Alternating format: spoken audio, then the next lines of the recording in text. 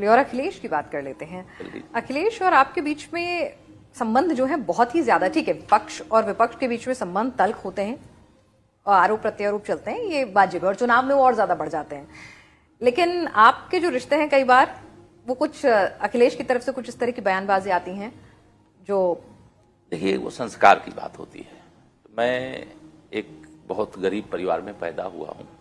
मेरे पिताजी कोई मुख्यमंत्री या कोई सांसद विधायक नहीं थे, एक साधारण से किसान थे।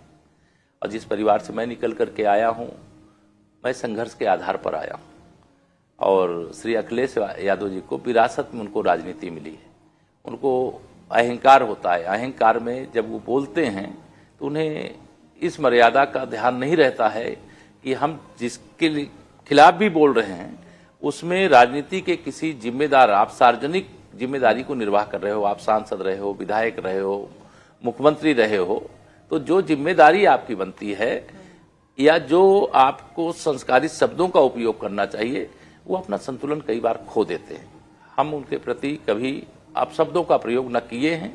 उनके ही नहीं, किसी भी नेता, हमारा विरोधी से विरोधी नेता हो अगर, या विचारधारा हमारी विरोध की हो, पार्टी हमारे विरोध की हो, तो भी हम किसी नेता के लिए अपशब्दों का प्रयोग कभी नहीं करते हैं। लेकिन आप कहते हैं कि अखिलेश ने एक पूरा गैंग जो है आपके खिलाफ जो है वो लगाया हुआ है, क्योंकि आप जो हैं वो पिछड़ा समुदाय को रिप्रेजेंट कर रहे हैं। वो इस बात की ईर्ष्या उनको रहती है। पर वो तो बेचारे वो खुद पीडीए लेके चलते हैं साथ में। देखिए, उनका पीडीए परिवार डेवलपमेंट अथॉरिटी है, मतलब उनका पीडीए पिछड़ा दलित अल्पसंख्यक नहीं है।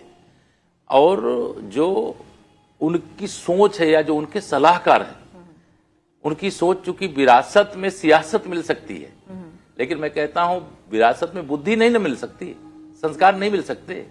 संस्कार तो प्राप्त करना पड़ता है। और इतना लंबा सार्वजनिक जीवन हो और अपनी वाणी पे संयम न हो, ये तो दुर्भाग्यपूर्ण है। लेकिन मैं तो राजनीतिक दृष्टि से जो एक सुचिता होती है उसका पालन किया हूं, सदा पालन करूंगा। लेकिन सपा को समाप्तवादी पार्टी बनाए बगैर चैन से नहीं बैठूंगा, यह भी मेरा संकल्प है। तो अगर ये मिशन 80 आ जाता है तो परिवार और पार्टी दोनों के लिए शून्य हो जाएगा सब कुछ। वो पार्टी गुंडों, अपराधियों, माफियाओं की पार्टी है, दंगाइयों की पार्टी है। जब उत्तर प्रदेश से गुंडों को जेल भेज दिया जाएगा, जब अपराधियों, माफियाओं को ये डर हो जाएगा कि अगर हम ऐसे कोई कार्य करेंगे तो हम सुरक्षित नहीं रह पाएंगे, दंगा करेंगे तो हमें कोई बचा नहीं पाएगा, तो जब इस प्रकार का अपराध करने वाले लोग नहीं होंगे तो सपा ही नहीं होगी, सपा सफा हो जाएगी। चलिए, सपा आप सफा करने की बात करें, लेकिन इस बीच अगर एक बार फिर से कुछ सीटों के ऊपर आते हैं, गाजीपुर की सीट की बात कर लेते हैं। ठीक है, अब मुख्तार जी जो हैं वो, उनको लेकर परिवार जो भी आरोप लगाए वो अब इस दुनिया में नहीं रहे, वो उसकी जांच अलग है, वो आरोप अलग है। लेकिन कैंडिडेट आपने अभी तक क्यों नहीं उतारा आपकी पार्टी? आप चिंता मत करिए, ऐसा कैंडिडेट आएगा कि वहां कमल खिलाएगा। हमारा जो राष्ट्रीय नेतृत्व है, चूंकि आखिरी चरण में चुनाव है, और अगर कैंडिडेट अभी नहीं आया तो इतनी भी देर नहीं हो गई है कि अगर हमारी तो शायद 12 सीटें कुल बची हुई हैं उत्तर प्रदेश की। पहली लिस्ट तो चुनाव की घोषणा होने से भी पहले आ गई थी, तो आप लोग बहुत एडवांस में चलते हैं, इसीलिए मेरे को लगा कि गाजीपुर में क्यों इंतजार? अब पार्टी चूंकि घोषणा करने का काम केंद्रीय चुनाव समिति करती है, केंद्रीय चुनाव समिति की कई बैठकें हो गई हैं, वो अधिकार हमारे राष्ट्रीय अध्यक्ष जी को सौंपा गया है।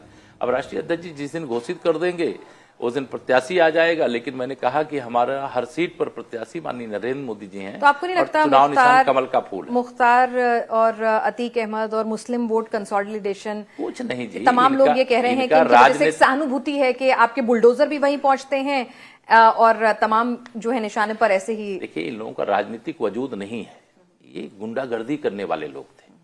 गुंडई के बल पर बूथ पे कब्जा करके चुनाव जीत लेने का युग खत्म हो गया है। अब सही मायने में लोकतंत्र है, आप बूथ कब्जा नहीं कर सकते तो सपाई कोई चुनाव जीत नहीं सकते, और बूथ कब्जा करने का युग खत्म हो गया है।